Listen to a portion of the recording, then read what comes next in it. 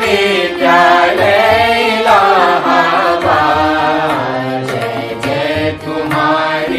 जय तुम्हारी विश्वविद्यालय इलाहाबाद। ज्ञान उद्गम ज्ञान संगम ज्ञान के इतिहास। ज्ञान उद्गम ज्ञान संगम ज्ञान के इतिहास।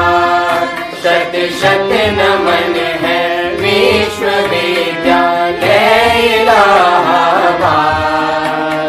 सुंदरम सत्यम शिवम अवधारणाधार। जय तुम्हारी विश्वविद्यालय इलाहाबाद। अपनी ज्ञान परंपरा के द्वारा अखिल विश्व को देदीप्यमान करने वाले महिमा मंडित गौरवशाली इलाहाबाद विश्वविद्यालय संस्कृत विभाग के परास्नातक उत्तरार्ध तृतीय सेमेस्टर के प्रिय छात्रों और वेदांतानुरागी सज्जनों, आज इस सत्र का यह प्रथम सम्मेलन है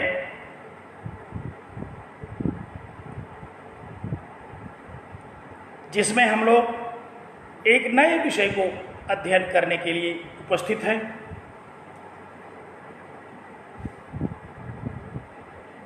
आप लोगों का इस नए क्लास में बहुत बहुत स्वागत है।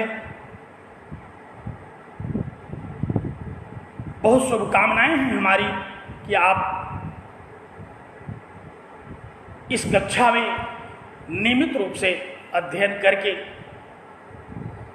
ज्ञानार्जन करेंगे। अपनी परीक्षा की तैयारी के साथ साथ वेदांत जैसे गूढ़ और गंभीर शास्त्र का अध्ययन करेंगे और अपना जीवन धन्य करेंगे। हम लोग बहुत ही भाग्यशाली हैं कि इलाहाबाद विश्वविद्यालय के छात्र हैं और इलाहाबाद विश्वविद्यालय के अध्ययन अध्यापन की अपनी एक गंभीर परंपरा के अंग है। आप लोग इस बात से भली भांति अवगत हैं कि इस वर्ष इस नए सत्र में हम लोग एक साथ वेदांत शास्त्र का अध्ययन करेंगे। इसके पहले पूर्व कक्षा में हम लोग सांख्य शास्त्र और निरुक्त शास्त्र का अध्ययन कर चुके हैं। हम सब एक दूसरे से विगत कई वर्षों से जुड़े हुए हैं। फिर भी इस नई कक्षा में नए रूप में मैं आप लोगों का इस नए सत्र के नए छात्र के रूप में मैं पुनः अभिनंदन करता हूं। वेदांत शास्त्र एक बड़ा महनीय शास्त्र है जिसका श्रवण, जिसके ग्रंथों का वाचन हम लोगों का जीवन धन्य कर देता है। ऐसे जीवन धन्य करने वाले इस शास्त्र का ज्ञान आप लोगों का परम मंगल करे। इन्हीं शुभकामनाओं के साथ मैं आप सबको नमन करता हूं और अपेक्षा करता हूं कि कक्षा की भांति यहां आप चित्त एकाग्र करके सुनेंगे।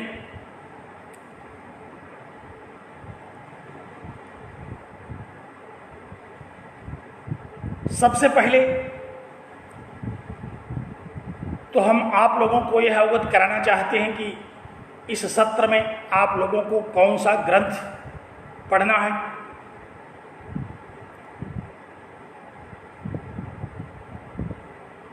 इसी समय प्रतिदिन हम लोग अद्वैत वेदांत के ग्रंथ ब्रह्मसूत्र शांकर भाष्य के साथ एकत्र होंगे और उसका अध्ययन करेंगे। अन्य शास्त्रों का अध्ययन अन्य आचार्यों के साथ आपको करना होगा। सभी आचार्य अपने अपने विषय की पुस्तकों को, अच्छी अच्छी टीकाओं को, अच्छे ग्रंथों को बताएंगे। जहाँ तक वेदांत का प्रसंग है, हम लोग इस कक्षा में वादरायणकृत वेदांत सूत्र, जिसे ब्रह्मसूत्र कहते हैं, और उस पर भगवान श्रीमदादि जगद्गुरु शंकराचार्य कृत प्रसन्न गंभीर भाष्य का अध्ययन करेंगे। तो आप लोग इस अध्ययन के लिए सर्वप्रथम एक ग्रंथ अवश्य अपने पास रखें। आज तो यह प्रथम कक्षा है और आगामी भी कई कक्षाओं में हम लोग ग्रंथ के बिना ही चर्चा करेंगे। लेकिन 4-6 वक्तव्यों के बाद, चूँकि हमारी कक्षा में यह ग्रंथ प्रिस्क्राइब्ड है, एक एक सूत्र और उसका शांकर भाष्य हमारी परीक्षा के लिए नियत है। और हम लोगों की ये परंपरा भी है कि सूत्र और भाष्य को प्रतिपद अध्ययन करते हैं। तो इसके लिए आप लोग एक पुस्तक जो बहुत ही सरल और सुलभ है, श्री सत्यानंद सरस्वती कृत सत्यानंदी दीपिका, हिंदी टीका है। ये वादरायणकृत ब्रह्मसूत्रों पर भगवान भाष्यकार शंकराचार्य के भाष्य का हिंदी टीका। मैंने नाम आपको बताया, नाम आप नोट कर लें। इस ग्रंथ को आप अपने पास रखेंगे, चाहे खरीद करके रखें अथवा पुस्तकालयों से, लेकिन बिना ग्रंथ के इसका अध्ययन अति कठिन है। तो जैसे ही हम लोग पाठ्यक्रम का आरंभ करेंगे ग्रंथ के आधार पर, तो आपको अपने सामने पुस्तक रखना अनिवार्य होगा। इसलिए एक यह ग्रंथ जो कि आपकी समझ में भी आएगा। वैसे तो ब्रह्मसूत्र शांकर भाष्य पर बहुत सारी पुस्तकें हैं, बहुत सारी टीकाएँ हैं, लेकिन चूँकि हम लोग आरंभिक छात्र हैं, तो ऐसी दशा में किसी ऐसी पुस्तक को ही पढ़ना चाहते हैं जिसमें बड़ी सुविधा से, बड़ी सरलता से हमें प्रवेश मिले। तो इसके लिए मैंने बताया कि आप सत्यानंद सरस्वती कृत सत्यानंदी दीपिका, जो ब्रह्मसूत्र शांकर भाष्य पर हिंदी अनुवाद के साथ उपलब्ध है, आप इसको अवश्य खरीद लें। इसके साथ अगर आप चाहें तो ब्रह्मसूत्र शांकर भाष्य पर एक रत्न प्रभा नाम की टीका है। श्री भोले बाबा विरचित हिंदी अनुवाद भी इसका है। 5 खंडों में यह पुस्तक उपलब्ध है। बहुत ही बढ़िया टीका है ये, परंतु विद्यार्थी की दृष्टि से देखने पर इसके मूल्य बहुत हैं। कई हजार रुपए की यह पुस्तक है, इसीलिए प्रायः हम लोग इसको अभी खरीदने की बात नहीं कहते। आप इसको अपने पुस्तकालय से लें, अथवा जो लोग आर्थिक रूप से सक्षम हैं वे इस पुस्तक को अवश्य खरीदें। इनमें से कोई एक पुस्तक अवश्य लें। वैसे तो मैं ब्रह्मसूत्र शांकर भाष्य की भामती टीका का भी नाम लेना चाहूँगा। आचार्य वाचस्पति मिश्र कृत भामती टीका, अब इस पर हिंदी अनुवाद भी आ गया है। परंतु भामती टीका बहुत ही प्रौढ़ टीका है, प्रायः विद्वानों को भी समझने में बड़ी कठिनाई होती है, इसलिए हम लोग आरंभ करते हैं सत्यानंदी दीपिका से। यह सुगमता से, सरलता से ब्रह्मसूत्रों को और भगवान शंकराचार्य के भाष्य को समझाने में हमें बहुत ही सहायक सिद्ध होती है। तो इन दोनों या 3 नाम जो हमने लिए, इनमें से कोई एक ग्रंथ तो आपको अपने पास रखना अनिवार्य होगा, क्योंकि यदि केवल वक्तव्य सुनना होता, यदि केवल प्रवचन सुनना होता, परीक्षाओं में प्रश्न और प्रश्नोत्तर की तैयारी न करनी होती, तब बिना पुस्तक के भी वेदांत शास्त्र का अध्ययन किया जा सकता है, क्योंकि वह अध्ययन बड़ा प्रौढ़ अध्ययन होता है। यहाँ तो विद्यार्थी के रूप में हमें इस शास्त्र का अध्ययन करना है। एक एक पद का क्या शब्दार्थ है, क्या उसका निहितार्थ है, व्याकरण क्या है, क्यों भगवान भाष्यकार ने उसी शब्द का प्रयोग वहाँ किया है, यह सब बड़ी गंभीरता से हम लोग पुस्तक पर आधारित होकर के जब अध्ययन करते हैं तो इसका हम अध्ययन करके इसको समझते हैं, इसमें अवगाहन करते हैं। तो पुस्तक का नाम आप लोग नोट कर लिए होंगे। मैं जैसा कि बता रहा हूँ कि हम लोगों को इस पाठ्यक्रम में ब्रह्मसूत्र शांकर भाष्य का अध्ययन करना है। नाम से ही सुस्पष्ट है कि यह एक सूत्र ग्रंथ है। इसे वेदांत सूत्र भी कहते हैं, शारीरिक सूत्र भी इसको कहते हैं। जो ब्रह्मसूत्र हम लोग पढ़ने चल रहे हैं, इस ब्रह्मसूत्र को शारीरिक सूत्र भी कहते हैं, वेदांत सूत्र भी कहते हैं, बादरायण सूत्र भी कहते हैं, और भिक्षु सूत्र के नाम से भी इसका कथन किया जाता है। तो अनेक नाम हैं ये। आप लोगों को मैं बताना चाहता हूं कि प्रायः सूत्र ग्रंथों के नामकरण 2 आधारों पर किए जाते रहे। एक तो सूत्र के रचयिता कौन है, उनके नाम से उसका कथन कर दिया जाता है, जैसे जैमिनी सूत्र, पाणिनि सूत्र, कात्यायनी सूत्र। और दूसरी पद्धति विषय वस्तु की दृष्टि से है, जैसे सांख्य सूत्र, ब्रह्म सूत्र, न्याय सूत्र, वैशेषिक सूत्र, ये सब विषय को ध्यान में रख करके नामकरण किए जाते रहे। तो यहाँ भी हम लोग चूँकि इस विषय में ब्रह्म सूत्र विशेष रूप से ग्रहण इसलिए करते हैं कि इसमें ब्रह्म का विवेचन है। ब्रह्म की जिज्ञासा से लेकर के ब्रह्म की अवगति पर्यंत इसमें एक क्रमबद्ध विवेचन किया गया है। तो ऐसा यह महनीय ब्रह्म सूत्र है, जिसको कि हम यहाँ इस क्लास में पढ़ेंगे। आपको स्मरण होगा, विगत वर्ष में आपने वेदांत का एक प्रारंभिक ज्ञान कर रखा है। वेदांत सार नाम के ग्रंथ के अनुसार वहाँ आरंभ में ही हम लोगों ने पढ़ा था कि वेदांतो नाम उपनिषद प्रमाणम तदुपकारिणी शारीरिक सूत्रादीनि च। आचार्य ने वहाँ इस विषय पर प्रकाश डालने की, इस विषय को समझाने की चेष्टा की कि वस्तुतः वेदांत कहते किसको है।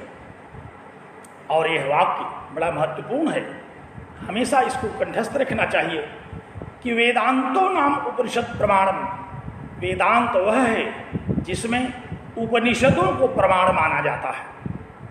उपनिषदें ही जिसमें प्रमाण होती हैं उसे वेदांत शास्त्र कहते हैं। उपनिषद ही वेदांत है, क्योंकि हम लोग उपनिषदों का भी अध्ययन कर चुके हैं। वेदों के अंतिम के रूप में प्राप्त होते हैं। तो वाच्यार्थ की दृष्टि से जब विचार किया जाता है तो वेदों का अंतिम भाग होने के कारण उपनिषदों को वेदांत कहते हैं। और अंत शब्द का तात्पर्य है निश्चय। अंत शब्द का एक शब्दार्थ है निश्चय, निर्णय, निष्कर्ष। तो वेदांत शब्द का तात्पर्य यह भी हम समझते हैं कि जो वेदों का निश्चितार्थ है, जो वेदों का निर्गलितार्थ है। क्या है निर्गलितार्थ? भगवान श्री कृष्ण ने भगवद गीता के 15वें अध्याय के 15वें श्लोक में इस विषय को बहुत ही संक्षिप्त एक श्लोक से समझा दिया कि वेदैश्च सर्वैरहमेव वेद्यः, सभी वेदों के द्वारा अहम तत्व ही वेद्य है। सभी वेदों के द्वारा परम तत्व ब्रह्म तत्व ही वेद्य है। यद्यपि वैदिक वाङ्मय बड़ा विस्तृत है, बहुत सारे विषय हैं, लेकिन उसका निश्चितार्थ क्या है? उसका निश्चितार्थ है ब्रह्म तत्व, उसका निश्चितार्थ है ईश्वर तत्व, उसका निश्चितार्थ है सच्चिदानंद ब्रह्म, सत्यम ज्ञानम अनंतम ब्रह्म इत्यादि के रूप में उपनिषदों में वर्णित जो परम सत्ता है उसका ज्ञान करना। और इसीलिए उपनिषदों को ही इसमें प्रमाण माना गया। उपनिषद किसे कहते हैं आप लोग जानते हैं। उपनिषद शब्द का भी तात्पर्य यही है कि गुरु के समीप बैठ करके जिसका अध्ययन किया जाता है। भगवान शंकराचार्य ने अपने कठोपनिषद के भाष्य के आरंभ में ही उपनिषद शब्द का तात्पर्य बताया। उन्होंने इसके शाब्दिक विवेचन को ग्रहण किया। पहले उप नि शब्द धातु पूर्वक क्विप प्रत्यय करके उपनिषद शब्द बनता है, जिसका तात्पर्य है कि उप माने गुरु के समीप बैठ करके, नि माने निश्चय रूप से, निष्कर्ष रूप से वेदों का मर्म जो समझे। गुरु के समीप बैठ करके वेदों का मर्म समझना, वेदों का सारांश समझना, वेदों का तात्पर्य समझना, और इस ज्ञान को कराने में जो हमें उपयोगी होता है हम उसको कहते हैं उपनिषद। भगवान भाष्यकार ने यहाँ सद्र धातु के 3 अर्थों का विवेचन किया, विशरण, गति और अवसाधन। विशरण माने विनाश, यह जो औपनिषदिक ज्ञान है यह हमारे अज्ञान का विनाश कर देता है। अवसाधन माने ये हमारे बंधन को ढीला कर देता है। जो हम संसार को ही सत्य मान करके संसार में बंधे हुए हैं, संसार को ही सत्य मान करके उसी में व्यवहार कर रहे हैं, संसार ही एकमात्र सत्य है, यह जो हमारी जानकारी है इसको यह शास्त्र ढीला कर देता है, इसको शिथिल कर देता है और अंततः उस परम तत्व के पास पहुंचा देता है। गति गमयति अर्थात उस परमात्मा के पास पहुंचा देता है। तो ये उपनिषद शास्त्र मुख्य रूप से 3 लाभ हैं इसके। एक लाभ तो पहला यह है कि ये हमारे अज्ञान को शिथिल कर देता है। संसार ही सत्य है, यह जो हमारा घोर अज्ञान है इसको शिथिल कर देता है, और जिन कारणों से यह अज्ञान है कर देता है और हमें अंततः परम तत्व परमात्मा को प्राप्त करा देता है, उसका यथार्थ बोध करा देता है। इसलिए इसे उपनिषद कहते हैं। मुख्य रूप से एकादश उपनिषदों की चर्चा आती है, जिस पर भगवान शंकराचार्य जी ने अपना भाष्य लिखा। ये प्रामाणिक उपनिषदों के रूप में भगवान भाष्यकार के द्वारा लिखे गए भाष्यों से युक्त हैं। इसीलिए प्रमुख रूप से ये एकादश उपनिषद कहे जाते हैं। यद्यपि उपनिषदों की बहुत संख्या है और सभी उपनिषद ब्रह्म तत्व का विचार करने के कारण बहुत ही महनीय और महत्ता रखते हैं, परंतु ये जो एकादश उपनिषद हैं इस पर भगवान शंकराचार्य ने अपना भाष्य लिखा। भगवान शंकराचार्य ने वेदांत सूत्र पर अपना भाष्य लिखा। भगवान शंकराचार्य ने श्रीमद् भगवद गीता पर अपना भाष्य लिखा। ये तीनों शास्त्र, श्रीमद् भगवद गीता, ब्रह्मसूत्र और उपनिषद, इनको हम लोग 3 प्रस्थान कहते हैं। ये वेदांत के 3 प्रस्थान हैं। ध्यान रखिए, कुछ बातें आप लोग नोट भी करते चलें। वेदांत के इन तीनों ग्रंथों का जो हमने नाम लिया, उपनिषद ग्रंथ, इसको श्रुति प्रस्थान कहते हैं, जिसमें हमने एकादश उपनिषदों की बात की, 13 उपनिषदों की बात की, और अब इन उपनिषदों की संख्या बढ़ते बढ़ते काफ़ी बढ़ गई है। इन सब को हम श्रुति प्रस्थान के नाम से कहते हैं। और दूसरा प्रस्थान श्रीमद् भगवद गीता है, जिसको स्मृति प्रस्थान कहते हैं। और तीसरा प्रस्थान यह हम लोगों के सामने उपस्थित ग्रंथ है, जिसको हम ब्रह्मसूत्र के नाम से जानते हैं, जो सूत्र प्रस्थान के नाम से जाना जाता है। तो ध्यान दीजिए, हमने बताया कि वेदांत को पढ़ने के लिए 3 प्रस्थान हैं। प्रस्थान शब्द का तात्पर्य ही है जिससे चला जाए, जो मार्ग है, जिसके द्वारा प्रस्थान किया जाए, चला जाए। तो वेदांत शास्त्र को समझने का ये तीनों राजमार्ग है। चाहे हम भगवद गीता का अध्ययन करें तो वेदांत शास्त्र समझेंगे, ब्रह्मसूत्र और उसके भाष्यों का अध्ययन करें तो भी हम वेदांत शास्त्र को समझेंगे, और उपनिषदों को जब हम अध्ययन करते हैं तो भी वेदांत शास्त्र को ही समझते हैं। इसीलिए वेदांत शास्त्र को समझने के ये 3 प्रस्थान कहे गए। नोट करना आवश्यक है, तो नोट करें। उपनिषदों को हम लोग श्रुति प्रस्थान कहते हैं, ब्रह्मसूत्र को सूत्र प्रस्थान कहते हैं, और भगवद गीता को स्मृति प्रस्थान कहते हैं। ये 3 प्रस्थान वेदांत के प्रस्थान त्रयी के नाम से जाने जाते हैं। जहाँ कहीं भी प्रस्थान त्रयी शब्द आता है तो हम इन्हीं तीनों शास्त्रों को समझते हैं। प्रस्थान त्रयी का अभिप्राय ही यही है कि उपनिषद वाङ्मय, श्रीमद् भगवद गीता और ब्रह्मसूत्र। मैं चर्चा कर रहा था वेदांत सार की, वहाँ भी इसी बात को कहा गया कि वेदांतो नाम उपनिषद प्रमाणम तदुपकारीण शारीरिक सूत्रादीन च। वहाँ भी ग्रंथकार ने कहा कि वेदांत उपनिषदों को कहते हैं। उपनिषद जिसमें प्रमाण हैं उन्हें ही वेदांत कहते हैं, और तदुपकारिणी शारीरिक सूत्रादीन, और उस वेदांत को समझाने वाले उसके उपकारक जो ग्रंथ हैं शारीरिक सूत्र, वहाँ भी इस शारीरिक सूत्र को मुख्यतया उल्लिखित किया गया।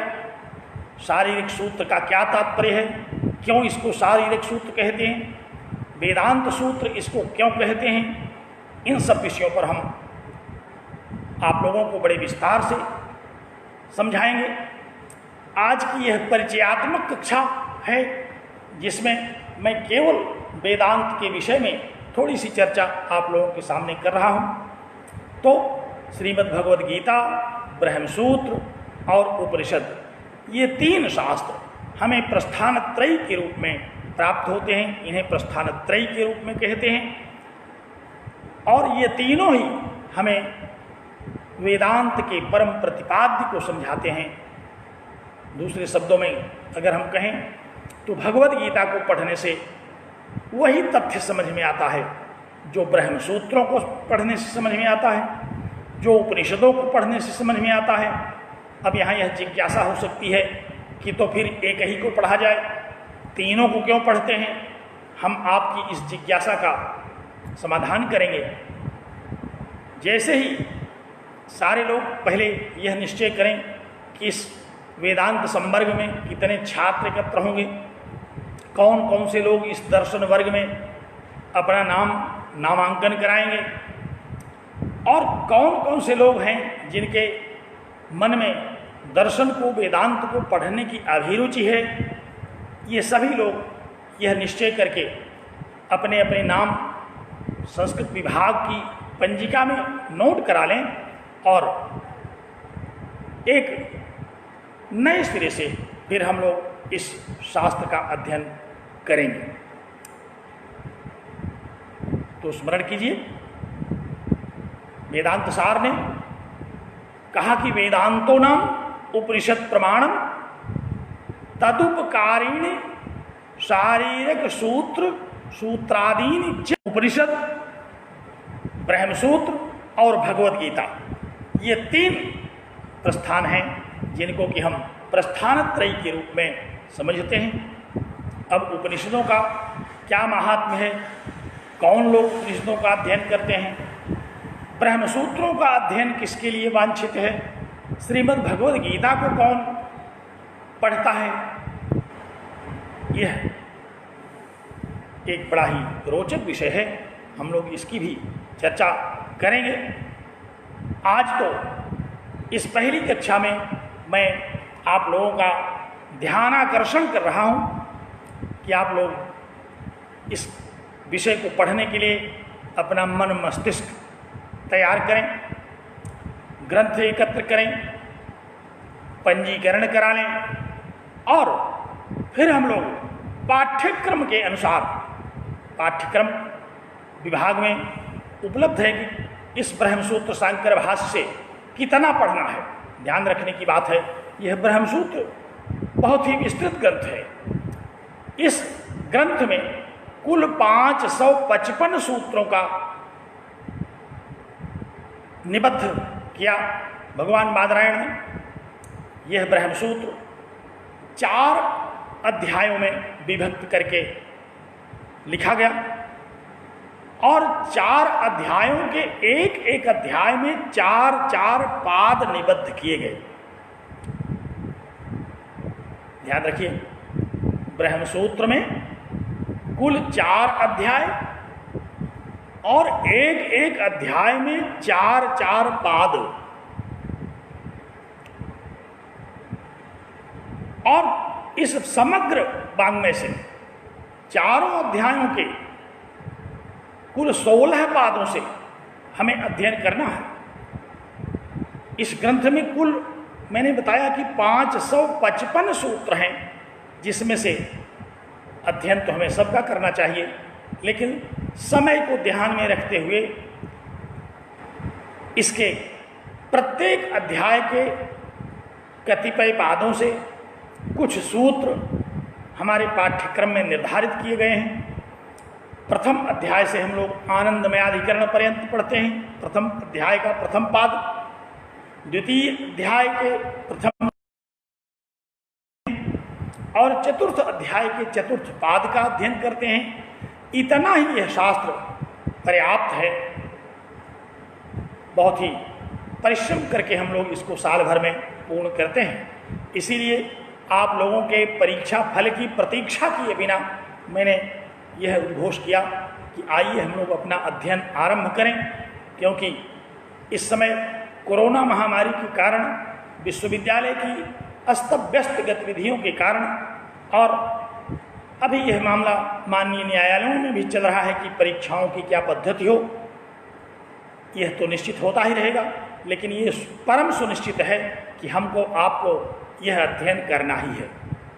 कितना अध्ययन, कब करना है अध्ययन, यह लोग भले तय कर दें, लेकिन यह तो पूर्व निर्धारित है कि हमको आपको कितना पढ़ना है और हमको आपको ही पढ़ना है। हम दोनों मिलकर के इस शास्त्र का अध्ययन करेंगे। तो वेदांत सूत्र के ये निर्धारित अंश जो हमें परीक्षा के लिए बताए जाते हैं, तथा इसको समझने के लिए जो जो और भी उपयोगी है, उन सभी शास्त्रों का हम इसमें अध्ययन करते हैं।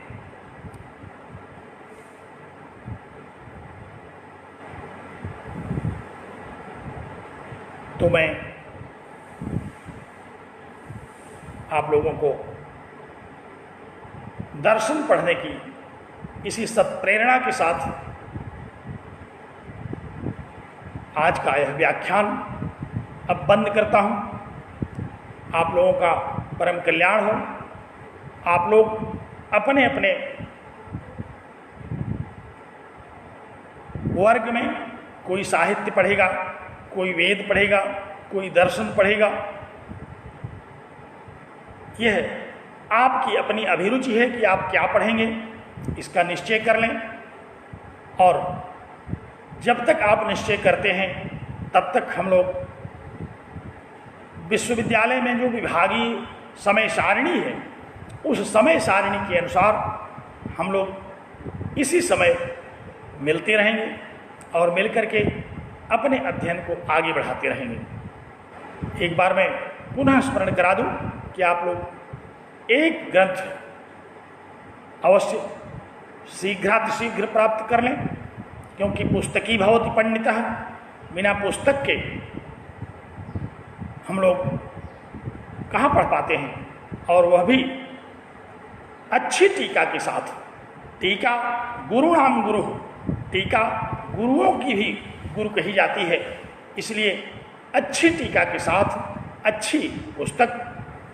मैंने संक्षेप में जिन 2-3 पुस्तकों का नाम बताया उसे आप एकत्र करें, और हम पुनः समय का निर्धारण करते हैं कि किस समय हम लोग प्रतिदिन मिलेंगे अथवा सप्ताह के कुछ दिनों में मिलेंगे।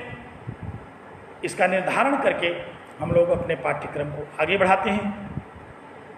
आज का यह आरंभिक उद्बोधन आप लोगों की प्रेरणा के लिए है, आप लोगों का परम कल्याण हो। इन्हीं शब्दों के साथ मैं आज का यह वक्तव्य विराम देता हूं। इसको धन्यवाद।